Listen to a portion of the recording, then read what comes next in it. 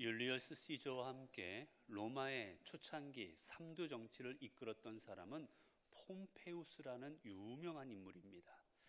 로마 초기에 로마의 영웅으로 칭송받던 사람입니다. 이 사람이 율리어스 시저와 함께 3두 정치를 이끌다가 이제 그만 시저와 등을 지게 되었어요. 전쟁을 하게 됩니다. 근데 전쟁에서 그만 패해서 시저에게 쫓기는 신세가 됩니다. 쫓기는 신세가 되어서 이제 자신의 몸을 의탁할 곳을 찾습니다. 그런데 곳곳마다 이 폼페이우스를 받아주지 않습니다. 왜냐하면 폼페이우스를 잘못 받았다가 시저의 미움을 받아서 시저에게 이제 정벌당할까 두려웠던 것이지요. 어디로 피신을 해야 될까 고민하던 이 폼페이우스는 이제 이집트의 눈을 돌립니다. 그래서 그곳에 전령을 보내요. 혹시 나를 받아줄 수 있겠냐고. 그래서 이집트에서 소식이 왔는데 받아주겠노라고 연락이 왔습니다. 그곳에는 이미 로마군이 주둔하고 있었고 로마의 통치하에 있었기에 여러모로 내가 그곳에 가서 이제 다시 재기를 꿈꿔야 되겠다. 그곳에 가면 그들이 나를 환대하고 그들이 나를 이제 재기할 수 있도록 도움을 줘서 내가 저 시절을 다시 무찌를 수 있을 것이다. 그 마음으로 이집트로 향합니다. 이제 배를 타고 이집트에 이제 도착을 한 다음에 이제 많은 환영 인파가 그들에게 환영하러 나왔는데 이제 배가 안에까지 못 들어가니 바깥에 바다에 배를 세우고 작은 배를 타고 이제 부두로 가자고 그렇게 이야기하고 작은 배에 태워요. 작은 배를 타고 떠나는 순간 일이 벌어집니다. 그곳에 있던 전직 로마 장교들이 칼을 들고 폼페이우스의 부하들 몇 명 남은 사람을 죽이고 폼페이우스의 목을 베어버립니다. 사정은 그렇습니다. 국내 정치 상황과 여러 가지 복잡한 상황 그리고 대외적으로도 시저의 미움을 받기 싫었던 그들은 폼페이우스를 오면 죽이고 그 폼페이우스의 목을 바쳐서 자신들이 시저에게 신임을 얻고자 했던 겁니다. 그런데 그 속은 꿈에도 모르고 저기로 가면 나를 받아주고 나를 환대해주고 내가 목숨도 보존하고 내가 미래도 보장받을 수 있겠다고 생각하고 그곳으로 나아갔지만 실은 그 장소는 자기에게 파멸과 죽음의 장소였던 겁니다.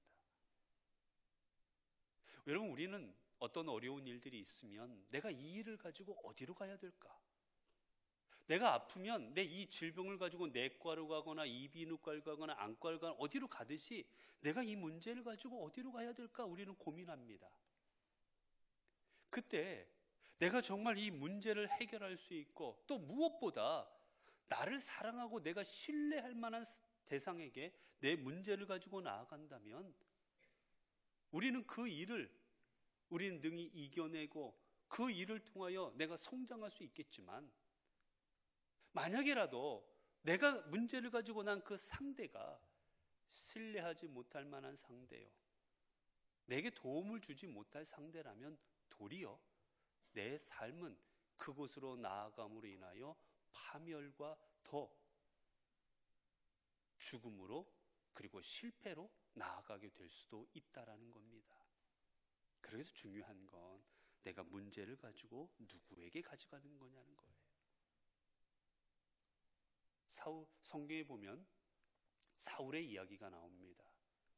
사울이 이제 하나님의 명령을 듣지 않고 불순종함으로 말미암아 하나님으로부터 버림을 받게 됩니다. 그것도 힘든데 엎친 데 덮친 격으로 설상가상으로 자신을 이끌어 주었던 사무엘마저도 죽습니다. 사울은 어디 기댈 데가 없습니다. 자신을 영적으로 이끌고 이 민족의 지도자였던 사무엘마저 죽게 되자 난감합니다. 이제 어려운 문제가 닥쳤습니다. 전쟁도 해야 되고 이끌어야 되는데 물어볼 수가 없습니다. 그때 이 사울이 이 문제를 가지고 누구에게 나아가느냐? 접신한 여인에게 나아갑니다. 접신이라는 것은 귀신을 불러들여서 귀신의 음성을 듣는 여인들을 말하는 거예요. 성경은 철저하게 금합니다. 접신한 여인들에 절대로 가지 말라고. 그런데 사울은 그 하나님의 말씀을 어기고 내가 접신을 통해서 저 사무엘을 불러내고 사무엘의 음성을 들어서 내 문제를 해결 안 받겠다라는 마음으로 접신한 여인을 찾아가요. 여러분, 접신한 여인이 사무엘을 불러서 말을 해줍니다. 그런데 여러분, 정말로 사무엘이 죽어서 영혼이 돌아왔겠습니까? 성경은 절대 그런 것이 있다고 이야기하지 않습니다. 도리어 그 접신한 여인을 통한 귀신의 이야기를 듣고 사울은 도리어도 큰 두려움에 쌓여버립니다. 결국은 자신의 삶과 자신의 가족마저도 다 망쳐버리는 길로 나아가게 되었던 거예요. 여러분, 반면 믿음의 사람들은 어떡합니까? 어려운 일이 생기고 힘든 일이 생기면 그 문제를 가지고 다른 데로 가지 않고 하나님께로 가지고 나아갔습니다. 이스라엘 백성들이 출애굽하는 동안에 그들 앞에 홍해가 있을 때, 그리고 홍해를 건넜을 때는 또 그곳에 기근이 있고 먹을 것이 없었을 때마다, 어려울 때마다 그들은 모세를 원망합니다. 너 때문이라고. 너 때문에 우리가 죽게 되었노라고. 너 때문에 우리가 배고프고, 너 때문에 우리가 굶주리고 마실 물이 없다고. 그래서 그때마다 돌을 들어서 모세를 죽이고 돌아가려고 합니다. 여러분, 어떻게 해야 되겠습니까? 지도자인 자신에게 돌을 들어 죽이려고 합니다. 자신들 마음에 맞지 않는다고. 그때 모세는 이 문제를 가지고 어디로 나아가느냐? 하나님께로 갑니다. 하나님 앞에 무릎 꿇고 기도합니다. 하나님, 이 백성을 어찌하오리이까? 어떻게 해야 되겠습니까? 그러자 그때마다 하나님께서는 홍해를 갈라주시고, 그리고 하나님께서는 그들에게 만나와 메추라기를 내려주시고, 반석을 쳐서 물이 나게 하시고 그들이 가야 될 길을 보여주십니다. 다윗도 마찬가지입니다. 여러분, 다윗이 하나님 앞에 훌륭한 임금, 좋은 왕이 될 수 있었던 그 이유는 다윗은 시시때때로 하나님 앞에 묻던 사람이에요. 하나님, 이 전쟁을 해야 되겠습니까? 하나님, 저들을 쳐야 되겠습니까? 우리가 나아가야 되겠습니까? 후퇴해야 되겠습니까? 다윗은 언제나 하나님 앞에 묻고 나아가는 사람이었습니다. 그렇기에 전쟁에서 승리도 하고 그가 하나님의 마음에 합한 왕이 될 수 있었던 거예요. 반면 다윗도 자신의 문제를 가지고 하나님 앞에 나아가지 않았을 때는 그 또한 시험에 빠졌습니다. 밧세바의 사건을 통해서 잘못할 때 그는 하나님께 문제를 가지고 나아가지 않아요.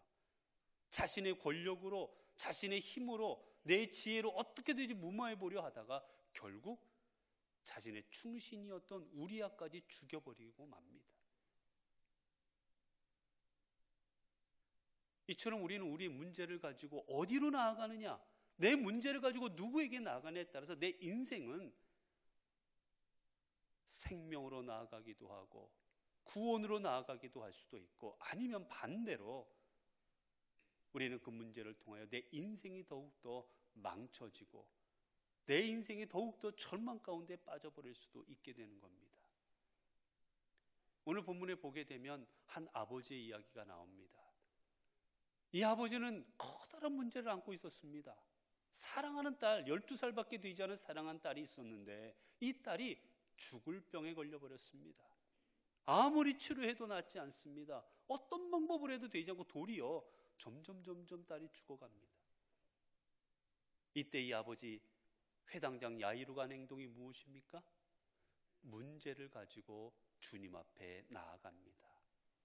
그리고 주님 앞에 무릎을 꿇지요. 주여, 부디 제 딸을 구원하여 주옵소서. 주님께서는 이 회당장의 믿음을 보시고 이제 회당장 야이로의 집에 함께 가기로 하십니다.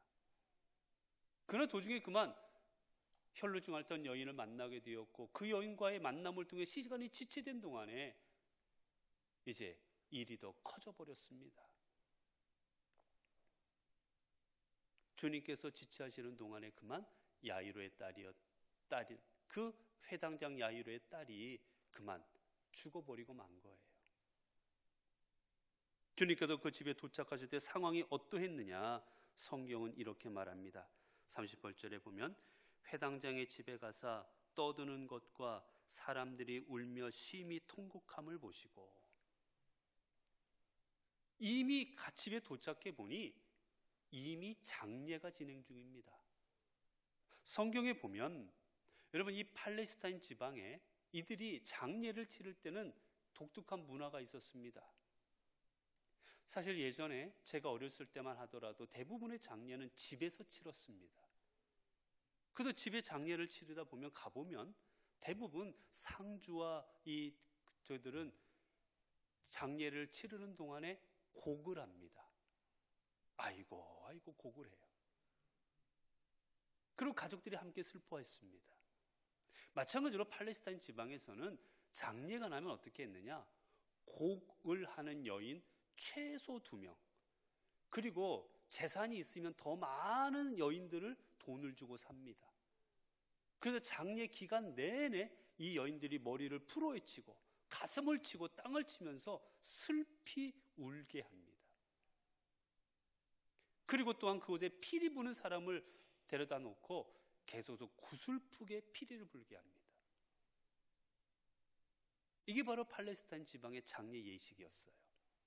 본문에 보니 이미 이 예식이 진행되고 있습니다. 곡하는 여인들이 곡을 하고 있고 피리 부는 사람이 피리 불고 있고 확자지껄 장례가 한참 진행되고 있습니다. 그런데 그곳에 오신 주님께서 이들에게 말씀하십니다. 뭐라 말씀하십니까?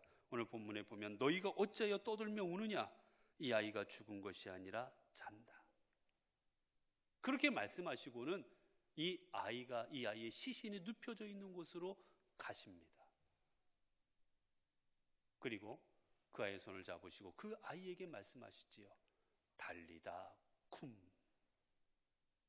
달리다 쿰은 우리말로 하면 소녀야 일어나라 라는 뜻입니다. 소녀야 일어나라. 이미 죽었습니다. 생명이 떠나갔어요. 그런데 그 아이를 향해서 주님께서는 달리다 쿰 일어나라 라고 말씀하고 계십니다. 주님께서는 왜 이 아이에게 이미 죽었는데 부모들에게 천국에 갔으니 마음을 평안히 가지라고 하나님이 함께 하실 거라고 위로의 말씀을 전해주신 것이 아니라 아이에게 일어나라고 말씀하십니다. 이 의미가 무엇일까? 주님께서 이들에게 달리다 쿰이라고 말씀하시는 의미가 무엇일까? 이 말씀은 어떤 의미를 담고 있는 것일까?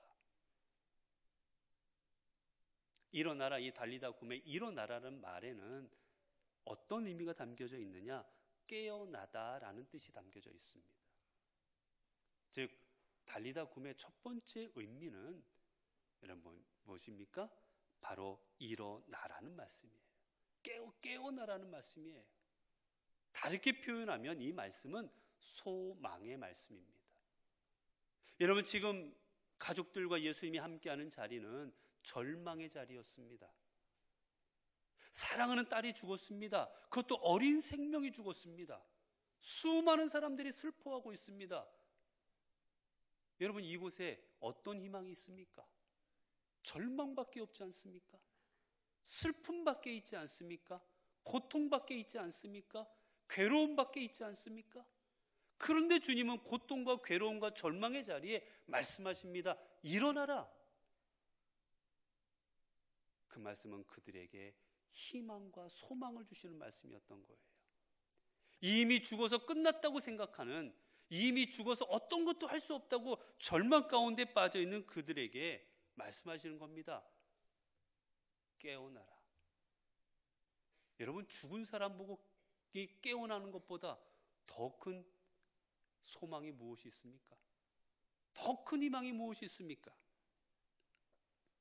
주님께서는 이들에게 지금 소망과 희망을 주시고 있는 거예요. 여러분 이사야 43장 5절을 보게 되면 시편 43편 5절을 보게 되면 시편의 기자는 이렇게 고백합니다. 내 영혼아 내가 어찌하여 낭망하며 어찌하여 내 속에서 불안하여 하는고 너는 하나님을 바라라. 나는 내 얼굴을 도우시는 내 하나님을 오히려 찬송하리로다. 여러분, 우리 하나님께서 우리에게 말씀해 어찌하여 낭망하고 있느냐? 하나님을 바라보아라. 하나님께서 너에게 소망을 주실 것이다라고 고백하고 있는 겁니다. 여러분, 요셉이 노예로 팔려갔습니다. 요셉이 노예로 팔려갔을 때 그의 삶의 지경이 어떻겠습니까? 여러분, 절망밖에 있지 않았겠어요? 여러분, 노예로 팔려간 인생에 무슨 희망이 있겠습니까? 그러나 요셉은 절망하지 않습니다. 비록 노예로 팔려서 그들에게 정말 감당하기 힘든 모욕과 자신의 능력으로 감당하기 어려운 지경에서 고통 가운데 있을지라도 여러분, 요셉은 희망을 내려놓지 않았습니다. 하나님께서 내게 보여주신 꿈, 하나님께서 내게 이루시고자 하는 그 일, 그 역사 반드시 이루실 것이라는 소망을 품고 살아갔습니다.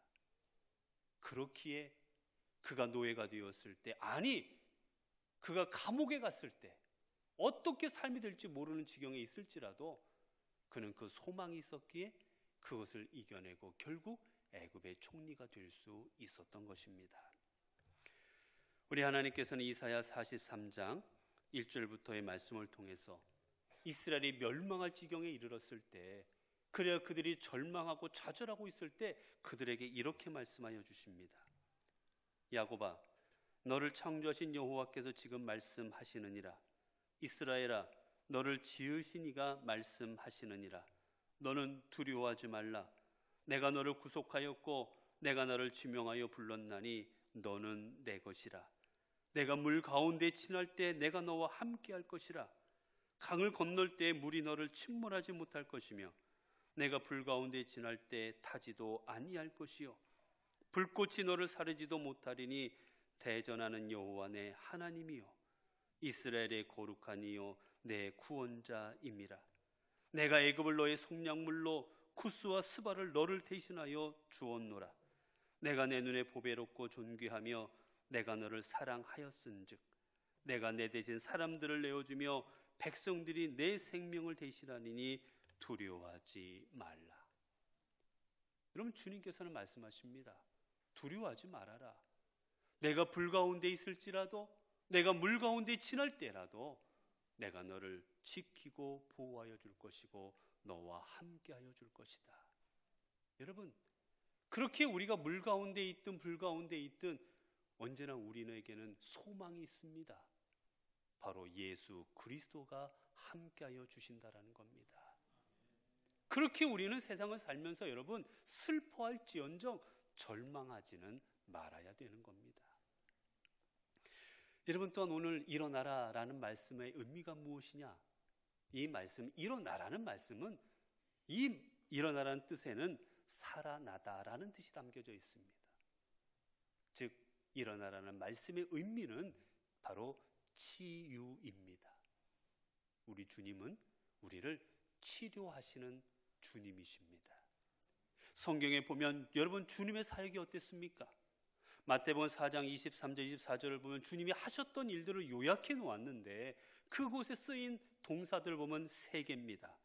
가르치시며 전파하시며 고치시니라. 주님이 하신 일이 무엇이냐? 가르치시고 그리고 전파하시고 우리를 고쳐주신 거예요. 여러분, 주님께서 이 땅에 왜 오셨습니까?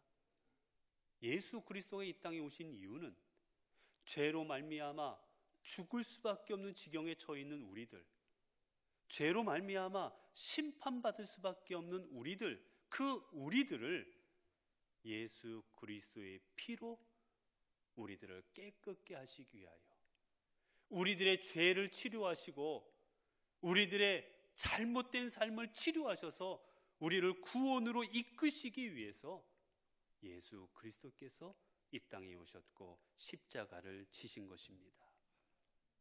여러분, 오늘 본문 우리가 마가복음 5장까지 보고 있는데 이 앞서 부분에 있었던 일들도 다 무엇입니까? 주님께서는 당신께 나왔던 수많은 사람들을 치료하셨습니다. 우리가 앞에 보았던 혈루증 앓던 여인, 그 앞에 있었던 귀신 들린 그 사람의 이야기, 그리고 그 전에 중풍병자, 주님은 수많은 사람들의 삶을 고쳐주신 분이었습니다. 그런데 여기서 여러분 우리가 알고 기억해야 될 것은, 여러분, 주님은 우리의 육신의 질병만 고치시는 분이 아니라는 겁니다. 여러분, 주님은 우리의 삶을, 우리의 영혼을 고치시는 분입니다.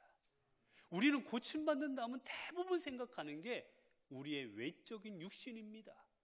내가 앓고 있는 감기가 나아야 되고, 내가 앓고 있는 질병이 나아야 되고, 내 암이 나아야 되고, 내 불치병이 나아야 되고, 우리는 겉에 생긴 이 육신의 질병 낫는 것만 하나님의 치료하심으로 생각합니다.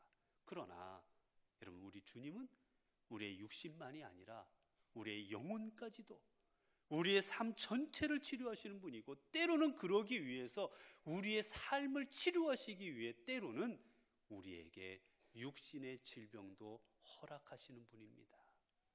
여러분, 대표적인 경우가 누굽니까? 사도 바울입니다. 사도 바울은 죽은 사람도 살렸고, 그리고 그의 몸에 두르고 있던 앞치마, 작업복을 갖다 놓으면 그 작업복을 만지는 사람조차 나음을 입었던, 하나님께서 주님의 능력의 도구로 사용하셨던 사람이 바로 사도 바울입니다. 그런데 그에게도 질병이 있었어요. 무엇인지 모르지만 너무나도 괴로워해서 육체의 가시라고 할 정도로 힘든 질병이 있었습니다. 주님 앞에 3번이나 구합니다. 낫게 해주십시오. 낫게 해주십시오. 그러나 주님의 대답은 이거였지요. 내 은혜가 내게 족하도다. 더 이상 구하지 말라. 여러분, 사도 바울이 그 이야기를 듣고 어떻게 했는지 아십니까? 하나님, 어떻게 그럴 수 있습니까? 내가 나를 위해 낫게 해달라고 합니까? 주님 사명 감당하기 위해서 낫게 해달라고, 어떻게 저한테 이러실 수 있습니까? 제가 건강하면 얼마나 지금보다 몇 배로 더 일할 수 있지 않겠습니까? 하나님 앞에 그렇게 말하지 않습니다. 도리어 나의 연약함을 통하여 나는 더욱더 주님을 바라보고, 내 연약함을 통하여 주님께 더 나아갈 수 있다고 그는 감사의 고백을 하나님 앞에 올려드립니다. 왜 그랬습니까? 바로 방금 말씀드린 것처럼 자신의 연약함으로 인해 교만하지 않고, 자신의 질병 하나 어떻게 할 수 없는 내 연약한 인생 하나님이 붙드셔서 내가 이렇게 쓰임받고 있음을, 주님께서 역사하시기에 내가 이렇게 능력 행할 수 있음을 그는 자신의 육신의 질병을 통해서 깨달을 수 있기 때문이었어요. 그렇게 보면 육신의 질병 또한 우리에게는 은혜의 도구인 겁니다. 여러분, 우리가 잘 아는 미우라 아야코라는 일본의 작가가 있습니다. 이분은 우리에게 빙점이라는 소설로 많이 알려져 있는 여인이지요. 여러분, 이분은 무려 13년 동안이나 폐결핵으로, 그리고 척추 질환으로 거의 침대에서 누워 지낼 때가 더 많았던 사람입니다. 그런데 이분이 병상에 있는 동안 하나님을 알고 예수 그리스도를 영접하게 되었고, 그리고 큰 은혜를 경험하게 됩니다. 그리고 수많은 기독교적 소설들을 쓰게 되지요. 그런데 여러분, 이분이 몸의 질병, 죽을 때까지도 그 질병 가운데서 얼마나 고통 가운데 몸부림쳤는지 모릅니다. 큰 은혜를 받았음에도 이분이 질병이 낫지 않았습니다. 근데 이분이 어떻게 고백한지 아십니까? 질병으로 잃은 것은 건강뿐이었습니다. 저는 그 대신 신앙과 생명을 얻었습니다. 그리고 고백합니다. 병들지 않고서는 드리지 못할 기도가 있습니다. 병들지 않고서는 믿을 수 없는 기적이 있습니다. 병들지 않고서는 가까이 갈 수 없는 성소가 있습니다. 병들지 않고서는 우러러 볼 수 없는 얼굴이 있습니다. 오, 병들지 않고서는 나는 인간이 될 수조차도 없습니다. 여러분, 우리는 건강해야만 은혜라고 생각하지만 도리어 우리가 건강을 잃어서 하나님을 만날 수 있고, 내가 건강을 잃어서 하나님을 바라볼 수 있고, 내가 건강을 잃어서 주님을 더 붙잡을 수 있다면 여러분, 그것 또한 축복이지 않겠습니까? 미우라 아야코는 고백을 통해서 그렇게 고백하고 있는 거예요. 주님께서는 일어나라 라고 이 아이를 통해 말씀하실 때 단지 이 아이의 육신뿐만이 아니라 이 아이의 삶이, 이 아이가 앞으로 살아갈 그 앞으로의 인생까지도 우리 주님께서는 치유하여 주시고 온전케 하여 주신 것입니다. 여러분, 그렇기에 마지막으로 일어나라는 이 단어의 의미는 세우다라는 뜻이 담겨져 있습니다. 주님은 단지 이 아이의 육신만 낫게 한 게 아니라 지금 이 아이를 일으켜 세우심으로 말미암아 이 아이의 삶을 세워주고 계신 거예요. 여러분, 이 아이는 죽은 아이였습니다. 생명이 없었습니다. 그런데 그런 이 아이의 손을 주님이 잡으시고 일으키셨습니다. 이 죽음을 경험했던 이 아이, 이 어린 아이는 평생을 어떤 마음으로 살아갔겠습니까? 내가 죽었었는데, 내가 죽어서 장례 지냈었는데 우리 주님께서 나에게 찾아오셨고, 그리고 죽은 내 손을 잡아 일으켜 주셔서 내가 다시 살아났다고, 내가 주님으로 인하여 인생이 회복되었다고 평생을 이 고백하며 살아가지 않았겠습니까? 그리고 그 고백하는 인생이 어떻게 잘못될 수가 있었겠습니까? 어떻게 주님을 떠난 인생이 될 수가 있었겠어요?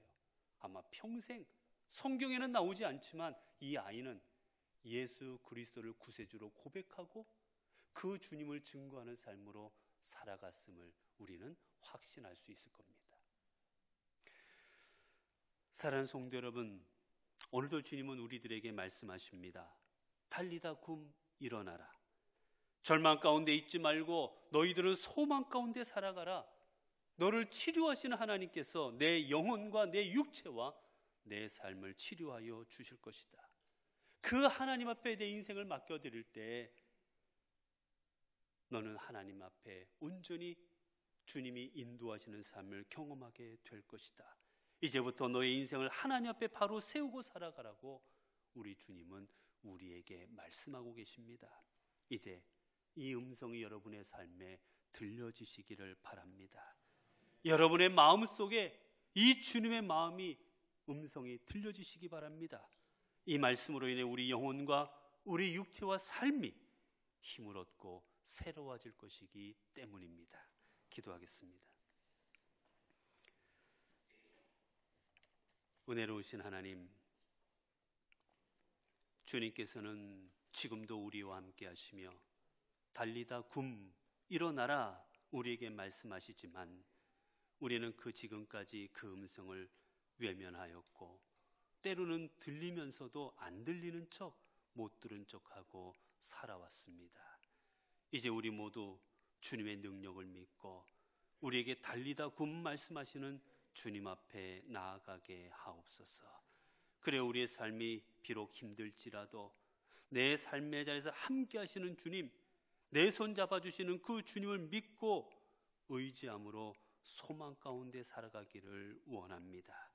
그래야 언제나 우리 삶의 자리는 주님께 감사하는 자리, 우리를 고쳐주시고 세우시는 주님의 은혜를 경험하는 삶의 자리가 되게 하옵소서. 그리고 그 은혜를 경험할 때 우리 또한 다른 사람에게 소망 주고 그 마음과 삶을 치유하고 삶을 세우는 일에 쓰임받는 저희들 되게 하옵소서. 우리 주 예수 그리스도의 이름으로 기도드리옵나이다. 아멘.